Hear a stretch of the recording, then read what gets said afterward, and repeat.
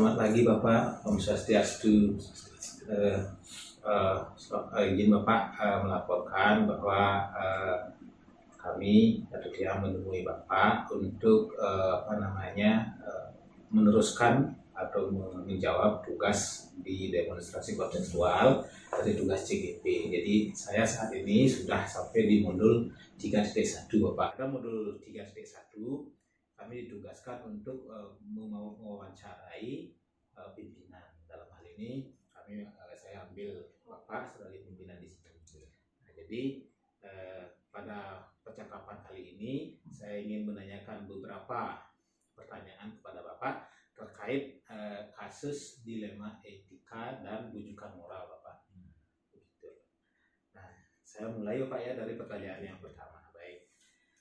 Selama ini bagaimana Bapak mengidentifikasi kasus-kasus yang merupakan dilema etika atau rujukan moral Bapak?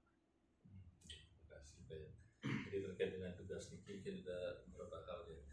Jadi dia selaku pimpinan kepala sekolah pasti banyak mengalami hal seperti itu. Artinya sudah sekian tahun jadi kepala sekolah banyak hal. Nah terkait dengan bisa yang pertama dilema etika. Ya, jadi kita ambil contoh misalnya di sekolah banyak hal yang sebenarnya terjadi di situlah pentingnya bagaimana peran kita sebagai kepala sekolah untuk bisa mengambil satu sikap, satu keputusan atau satu kebijakan. Dan kalau memang perlu sebuah kebijakan, ya terapkan kebijakan. Contoh misalnya ya kita di sini ya sekolah itu kan sebuah komunitas ya guru tenaga pendidikan cukup banyak bervariasi dari segala etnis, kemudian juga budaya, agama, yang tentunya masing-masing mereka punya kegiatan sendiri-sendiri. Nah, jadi di sini guru di samping sebagai tugas pokok adalah sebagai memberikan layanan pembelajaran pada siswa, kemudian mereka juga sebagai anggota masyarakat.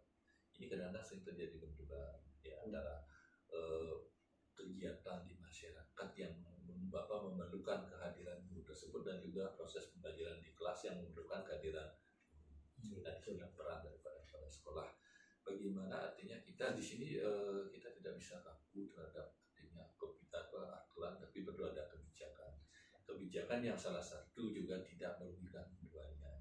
Ya misalnya kalau misalnya guru berhalangan hadir karena memang ada suatu kegiatan yang memang harus kehadirannya tidak bisa diwakilkan atau memang guru harus hadir ya pada saat itu ya saya sebagai kepala sekolah pasti akan ada kebijakan yang misalnya pelimpahan tugas dari guru. Kalau memang ada MGP kita perhatikan MGP atau mungkin berupa peer teaching. Kemudian kalau memang tidak ya ada penugasan kepada siswa. Jadi kita juga tidak bisa harus kaku ya harus misalnya hadir di kelas karena kan kita juga tidak bisa lepas dari bagian guru kita juga bagian dari masyarakat. Nah itu salah satu dilema etika yang kita hadapi di sini. Itu yang paling sering biasanya ada di sini. Baik Bapak, dapat saya simpulkan dari apa yang Bapak sampaikan tadi bahwa Bapak memilah kasus itu berdasarkan tingkat urgennya dari kasus itu. Misalnya kalau memang itu urgent sekali, maka guru bisa arahkan untuk memberikan tugas atau mungkin penugasan kepada guru yang lain Jadi intinya di sini yang dapat saya simpulkan Bapak kebijakan yang Bapak ambil itu berpihak kepada murid gitu Pak ya. Artinya fleksibel. Baik Bapak, terima kasih. Kemudian saya lanjutkan Bapak pada pertanyaan yang kedua. Hal yang ingin saya gali di sini adalah langkah-langkah atau prosedur seperti apa yang biasanya Bapak lakukan dalam selama ini dalam mengatasi dilema-dilema itu Bapak. Jadi yang pertama bagaimana kita memerankan ini. Yang pertama kan kita sudah tahu pada masalah seperti itu ada hal yang harus kita atasi. Jadi kita memberdayakan bagaimana mengoptimalkan di sekolah. Ya seperti tadi pun ya langkah kita bagaimana kita melihat misalnya apakah bisa nggak kemungkinan diisi oleh guru lain. Kalau kalau memang tidak bisa ya jalan terakhirnya adalah tugas ya. Saya upayakan sih jangan sampai ada kelasnya sampai kosong tanpa juga seperti itu. Nah, kemudian Bapak berikutnya, selama Bapak mengambil keputusan menjalankan tugas selama ini, kira-kira hal-hal apa saja yang selama ini Bapak rasakan efektif dalam mengambil keputusan pada kasus-kasus tersebut, Bapak?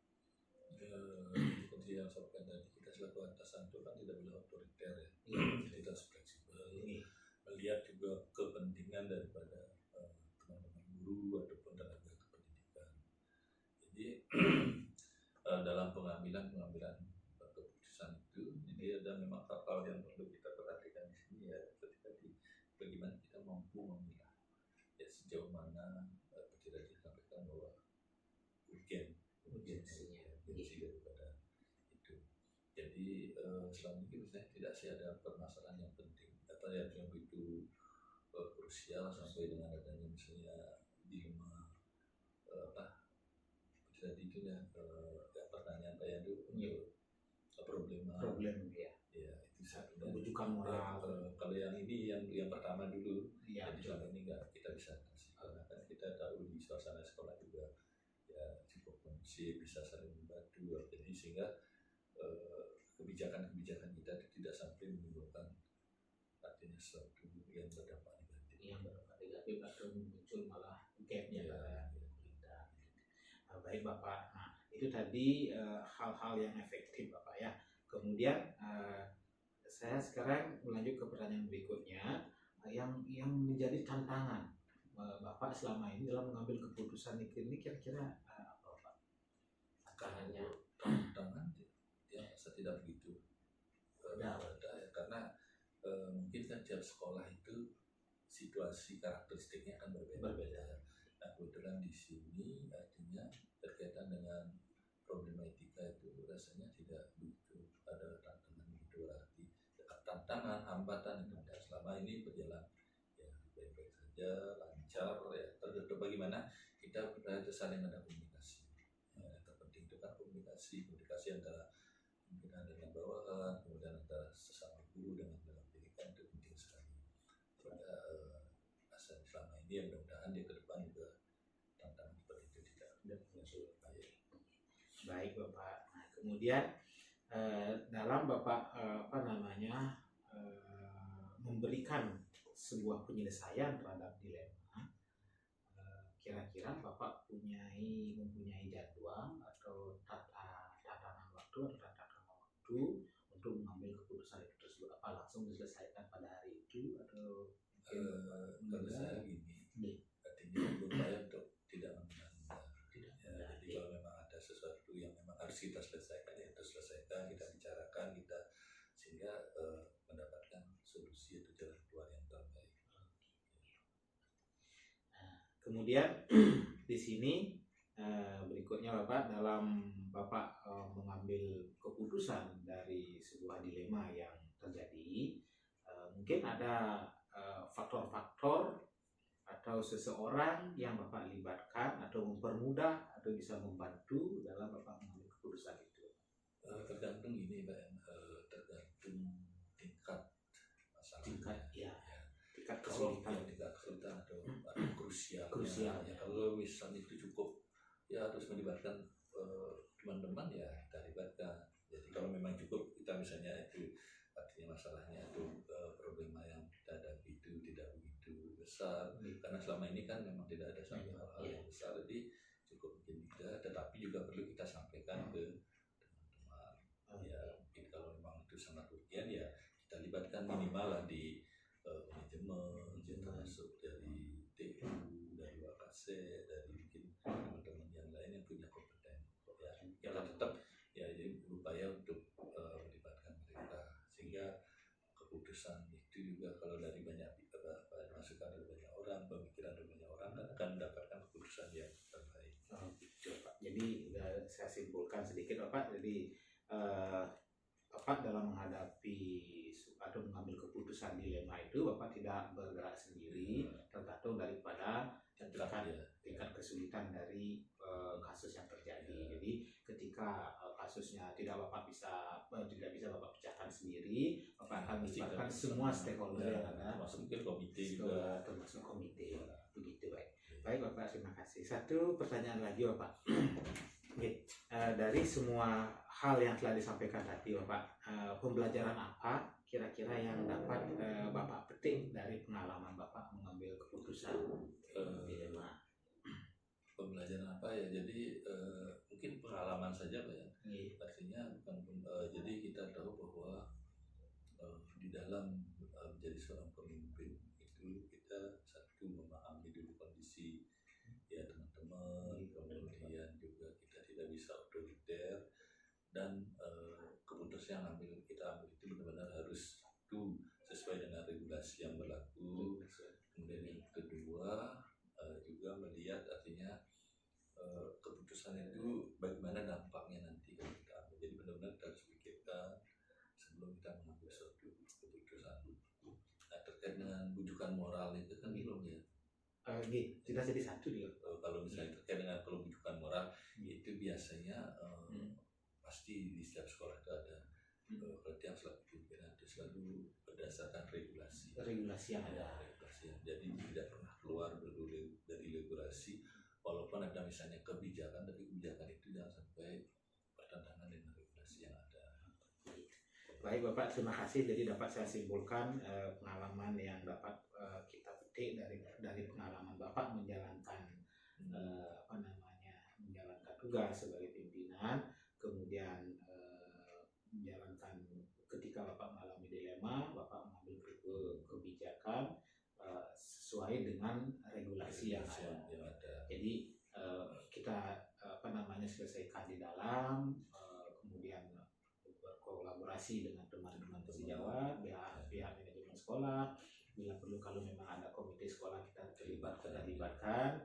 Nah, di sana sehingga kita menghasilkan sebuah keputusan di mana semuanya itu akan berpihak kepada murid. Itu Bapak ya. Baik Bapak, terima kasih. Jadi saya sudah mendapatkan beberapa pemahaman dan penekanan bagaimana cara Bapak mengambil sebuah keputusan, terutama tentang dilema etika dan bujukan moral. Terima kasih Bapak, itu yang bisa saya. Terima kasih atas informasinya. Ya, sukses.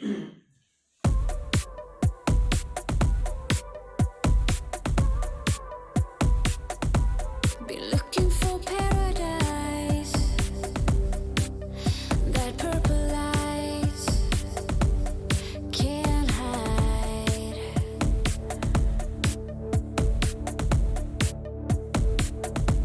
And up in the falling night, stars collide on fire.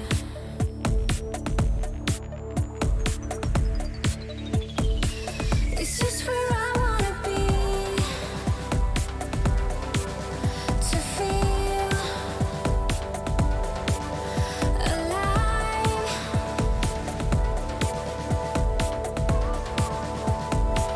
It's just how I want you, and I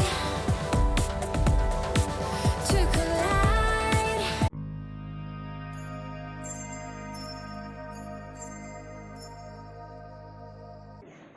Sebelumnya Niki Bapak terima kasih. Perkenalkan yang saya Desirahyu dari SMK, teman saya Bapak Suhyase dari SMK 2. Pada hari ini kami meminta izin kepada Bapak untuk mewawancarai Bapak mengenai pengambilan keputusan. Dan kami mungkin Bapak. Baik Bapak, saya ingin mendapatkan jawaban atas keraguan yang selama ini saya yang ada di pikiran saya. Jadi yang pertama, selama ini bagaimana Bapak dapat mengidentifikasi kasus-kasus di mana kasus itu ada dua Bapak, ada kasus dilema etika dan satu lagi kasus bujukan moral. Bagaimana Bapak bisa mengidentifikasi kasus yang terjadi itulah merupakan salah satu dari kedua kasus yang tadi. Pertama, Pak sampaikan Om Swastiastu, Gus Piayu dari SMK, juga Pak Wayan Sudiasa dari SMA 2 Semarang, selamat di SMA 1 Bawang. Baik, jadi pada yang tadi yaitu dilema etika dan kebutuhan moral. Sebenarnya begini, dilema etika itu sering terjadi pada kita dalam melaksanakan pekerjaan, apalagi selaku kepala sekolah. Kadang kita dihadapkan yang sangat sulit, gitu ya. Nah sekarang kita lihat di situ bagaimana kita membijaksanai, gitu ya. Jadi kalau saya itu cenderung kepada cenderung kepada kebenaran dulu ya, jangan sampai salah melakukan sesuatu. Jadi kebenaran harus kita utamakan ya.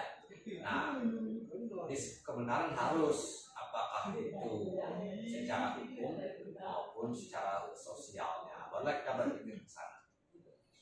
Dilema etika itu kita harus bisa memilih dan memilah juga kebenaran, dan di samping itu juga urgensinya. Urgen itu yang nomor satu, gitu, ya. Sama saja ada siswa yang sakit, kalau sakitnya sangat keras sekali, nah terus dia tidak punya BPJS, karena kayak ini. Tapi anak-anaknya harus utamakan, apapun yang terjadi ya kita harus utamakan nyawa. Dan itu berani kita bertanggung jawabkan. Apakah itu kita, kalau memang anak ini memang tidak punya dana untuk itu, ya kita kelola, apakah kita sampaikan ke komite dan sebagainya. Ya, jadi satu sisi anak ini tidak punya uang, satu sisi kita juga harus berpikir keuangan di sekolah, ya kita utamakan nyawa dulu. Itu juga bagian dari dilema etika, salah satunya. Nah, yang tadi kita bujukan moral, begitu itu hati-hati ya. Itu juga banyak ada, katakanlah tanda kutip paman, orang datang ke sekolah dengan membawa siapa begitu ya, apakah dia katakanlah pengabdian, contoh kecil aja ini harus juga berhati-hati gitu ya, dengan mengiming-imingi gitu. Kita harus teguh suatu saat, Bu, Bapak, jadi pemimpin harus teguh pada iman itu, dan tidak boleh main-main itu kebenaran harus kita ini. Apapun resiko yang kita terima ya kita terima begitu ya, yang penting kita benar. Pamannya ada katakanlah guru gitu ya, sementara guru di sini masih bisa menghandle karena kelebihan cuma 3 jam, ada orang datang tak tolong Pak ini 3 jam dikasih ke ini gitu ya, guru ngajar 27 jam nih ya, 27 jam, kalau orang datang Pak tolong kasih 3 jam dikasih si ini Pak, kan masih bisa sementara. Anak ini sebelumnya tidak ikut apa-apa gitu ya. Sekarang mengatakan begitu. Iya betul. Bisa 1 bulan 2 bulan bisa jadi, bisa tanpa dibajar pun boleh dia mau dia. Tapi saya yakin tidak akan mungkin selamanya bisa seperti itu. Karena dia juga berkeluarga. Moral kita juga pasti akan terketuk nanti. Gimana orang bisa mengabdi bertahun-tahun selama 3 tahun, 4 tahun, 5 tahun tanpa dikasih apa-apa. Jangan sampai kita harus ambil memang tidak bisa apa gitu. Ya bahasa Balinya mau kita digedegin juga tidak apa-apa gitu aja gitu. Lah jadi bujukan moral juga berarti.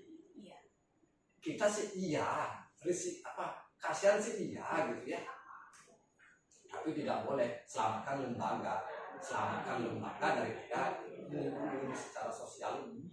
Lebih baik kalau kita punya beras kasih dia beras barang ya sekabel kayak gitu. Tapi jangan sampai membawa hancur lembaga. Barangkali seperti itu ya Pak Wayan Sudiasa.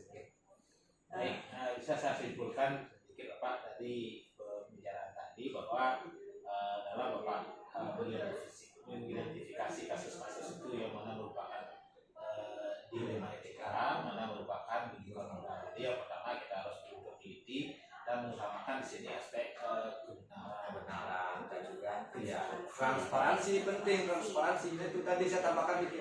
Transparansi itu penting. Jadi saya selama di sini tidak pernah ngambil keputusan sendiri.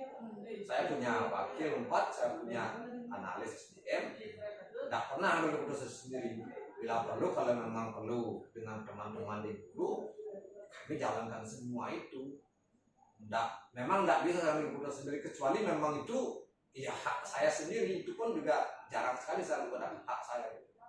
Saya pembentukan wakil, tidak pernah saya menggunakan hak saya lempar kepada teman-teman. Memilih kayak itulah. Seperti itu Pak Wen sudah sendiri. Berarti kasus itu Bapak bedakan dulu menjadi kepentingan yang betul-betul mendesak, itu yang mana sama-sama benar, kemudian juga mengandung sama-sama nilai kebajikan. Betul. Iya, benar. Berarti selama ini Bapak selalu menghindari mengambil keputusan di mana keputusan itu yang merupakan rujukan moral. Ya. Baik, terima kasih Bapak atas pertanyaan yang kedua sudah kita kita jawab bersama gitu ya dari Bapak, penjelasan dari Bapak. Pertanyaan ketiga mungkin dilebihkan satu Gusti. Nah, jadi tadi pertanyaan pertama sebenarnya Bapak tapi sudah menyinggung ke pertanyaan kedua gitu. Tidak terasa gitu. Tidak terasa gitu ya Bapak ya.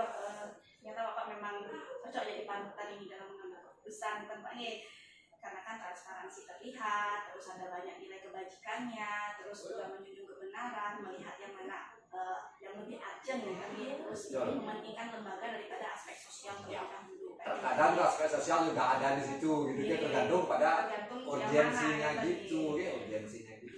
Mungkin pertanyaan ketiga Bapak ini, langkah-langkah atau prosedur apa yang biasanya yang Bapak lakukan untuk mengambil keputusan gitu? Bagaimana langkah-langkahnya yang secara konkret yang sudah Bapak lakukan?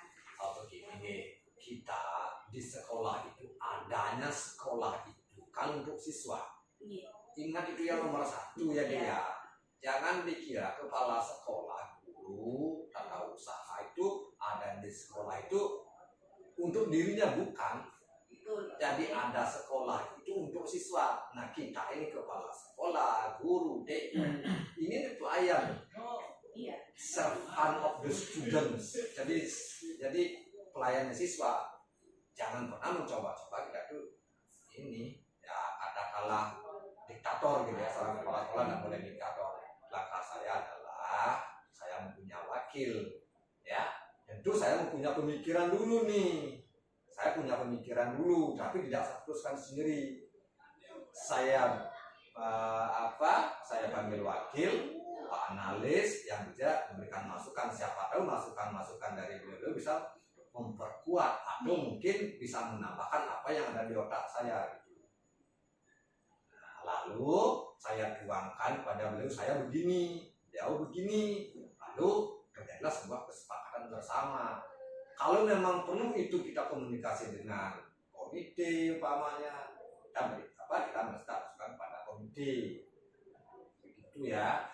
Nah, komite kalau memang perlu kepada bapak ibu guru kita mendapatkan masukan dari beliau-beliau, atau memang perlu lagi umpamanya kepada atasan kita gitu, okay? Jadi di tingkat kepala sekolah, wakil, keluar komite, bila perlu kita dapat masukan dari dinas pendidikan gitu. Ini Baik, dapat saya simpulkan Bapak. Jadi di sana dalam langkah-langkah Bapak mengambil keputusan, yaitu yang pertama jelas harus berpihak kepada murid. Jadi di sini kita mengutamakan menghamba kepada murid. Kemudian setelah ketika kita menemukan kasus, maka Bapak pertama kali memikirkan atau mencari jalan keluarnya, kemudian mempertimbangkan jalan keluar yang Bapak sampaikan tadi kepada wakil, kemudian analis SDM, kemudian kepada komite, kemudian kepada guru-guru, dan sekaligus kalau memang masih mentok, Bapak akan mencari atau solusi kepada koordinasi kepada dinas terkait. Dalam hal ini dinas pendidikan. Ya, tergantung kepada tingkat kesulitan yang harus kita pecahkan. Tingkat kesulitan. Tentu tingkat kasus dari kasus yang muncul ya begitu ya Pak ya. Baik. Nanti Bu Gusti pertanyaan berikutnya. Jadi tetap tentang koordinasi yang paling harus penting, dan koordinasi. semuanya itu berpusat biar sesuai dengan kebutuhan dari murid-murid Bapak kalian. Suatu saat adik, ibu sama bapak berdua ingat tuh selalu ada koordinasi dan kolaborasi. Ya, koordinasi dan kolaborasi Ya. sangat penting itu Oke, Bapak. Nah, setelah itu Bapak, hal-hal apa saja yang selama ini Bapak anggap efektif dalam pengambilan keputusan pada kasus-kasus dilema etika? yang sangat efektif ya. Oke. Jadi itu yang sangat efektif tentu saya tuh harus mempertimbangkan dulu benar dan salahnya gitu ya, serta urgensi. Benar, salah dan urgensinya. Ya. Nah, tentu di sana yang harus juga mendapatkan masukan dari Bapak Ibu Wakil Kepala Sekolah dan juga tim yang lain, apakah itu analis dan sebagainya. Tetapi tergantung juga urgensinya. Kalau memang harus segera diambil keputusan, ambil segera keputusan. Tadi saya sampaikan karena yang pingsan itu tidak boleh harus kumpulin wakil dulu nih. Nah, kalau ngumpulin wakil dulu dia kumpul semua ya nyawa itu tidak boleh. Jadi kalau memang jatuh ambil. Nah sudah dibawa dulu kayak gitu. Apapun yang terjadi seperti itu tergantung pada urgensinya. Jangan selaku baru lagi mobil bakar lagi. Jadi tergantung pada urgensinya. Ya, tapi jangan lupa ini terus berpikir, jangan lupa, jangan salah itu saja. Ya, boleh saya simpulkan Bapak ya? Iya, silakan. Jadi untuk ya supaya keputusan yang Bapak ambil itu efektif ya tampaknya jadi yang pertama itu Bapak selalu memperhitungkan benar salah dan urgensinya. Ya, tadi kemudian Bapak juga menerima masukan dari para wakil, kemudian para analisnya Bapak dan juga memungkinkan untuk para guru Bapak karena semuanya ya tadi. Tapi tergantung tetap pada urgensinya. Jadi begitu ada hal yang menurut Bapak urgent itu dulu baru nanti yang lain belakangan. Oke. Boleh dilanjutkan Pak? Yang lanjutkan Pak. Jadi hal-hal apa saja yang selama ini merupakan tantangan dalam pengambilan keputusan tentang kasus-kasus dilema etika. Tentunya tidak mulus Bapak nih dalam pengambilan kasus. Bisa jadi misalnya kita menganggap bahwa oh ini sudah benar kita lakukan, ternyata ada tantangannya. Iya, sebenarnya kan begini, itu yang tadi disampaikan pertanyaan awal itu ada tantangan kan dilema etika dan rujukan moral itu tantangan kita sesungguhnya. Tantangan kita kan begini, kita sudah yakin benar tapi ada ya dia kita sebut kepentingan pribadi lah.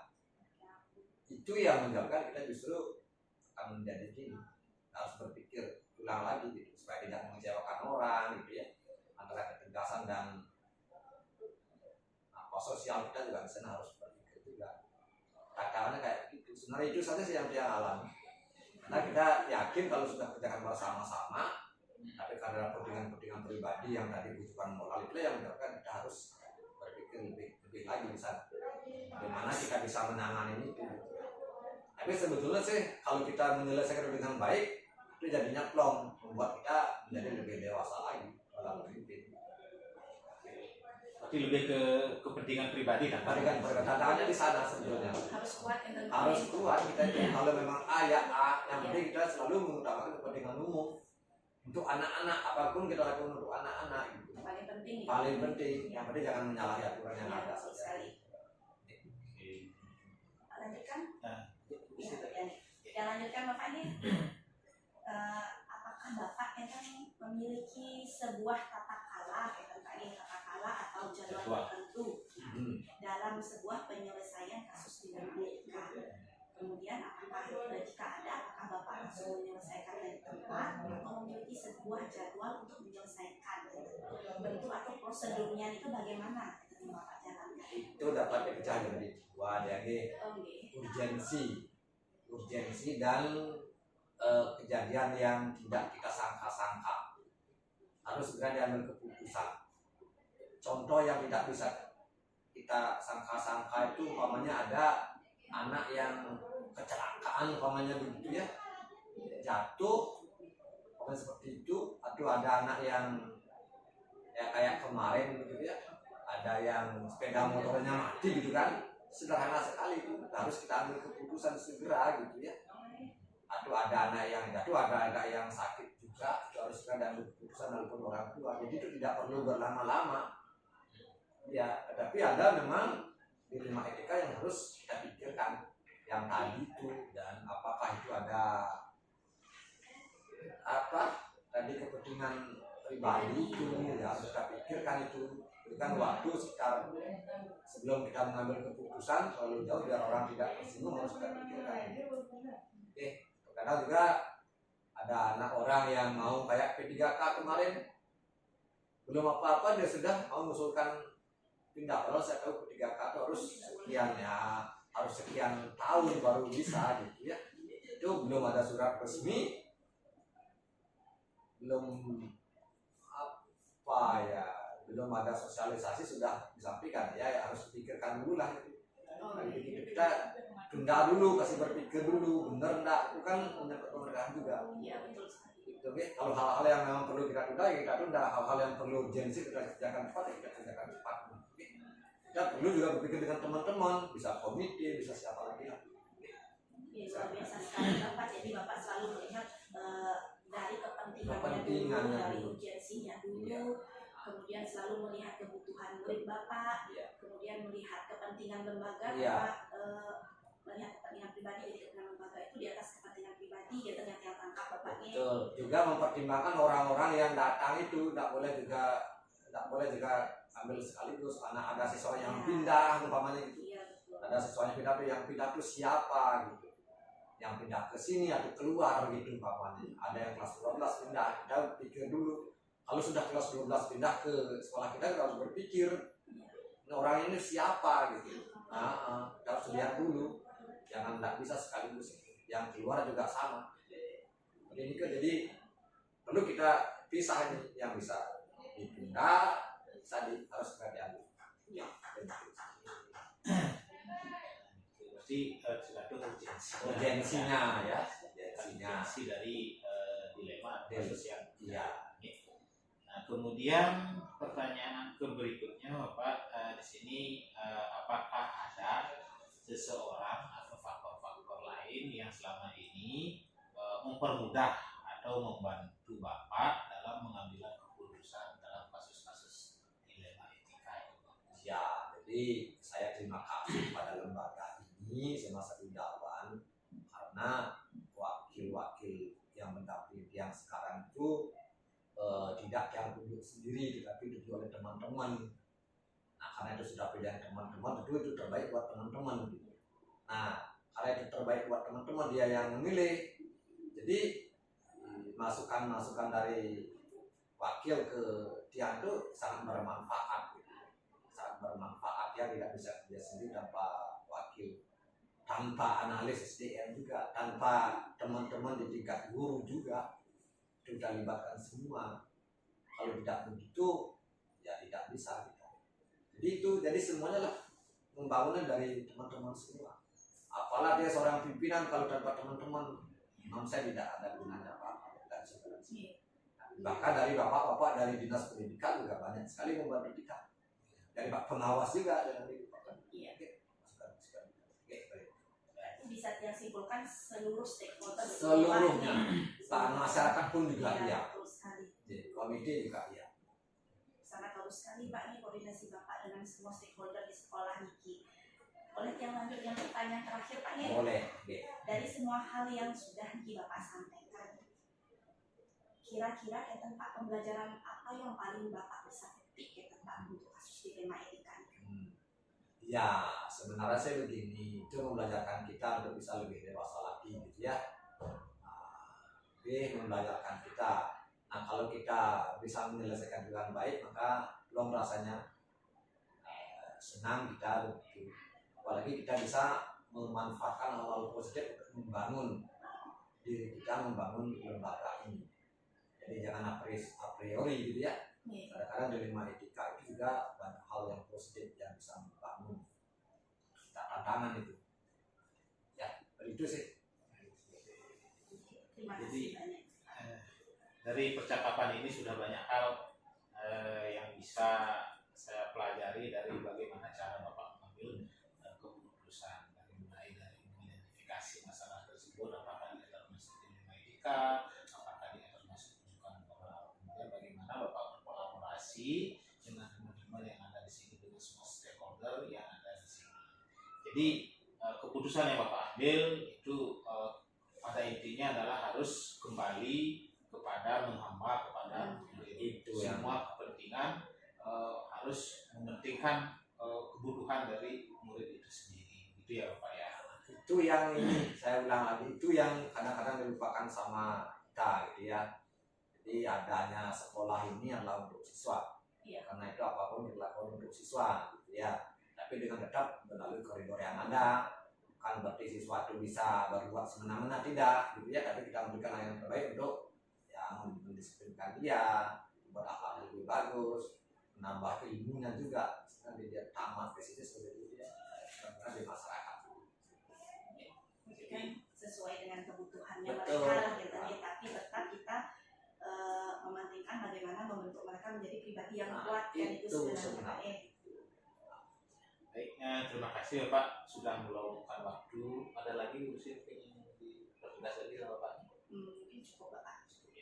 Baik, terima kasih Bapak sudah meluangkan waktu pada kami untuk memberikan beberapa statement bagaimana Bapak mengambil keputusan. Sekali lagi, mudah-mudahan ini bisa bermanfaat untuk dalam hal ini penugasan kami dari calon guru. Nah, kedepannya mudah-mudahan ini bisa kami aplikasikan di sekolah tempat kami bertugas. Sekali lagi terima kasih Bapak. Terima kasih banyak.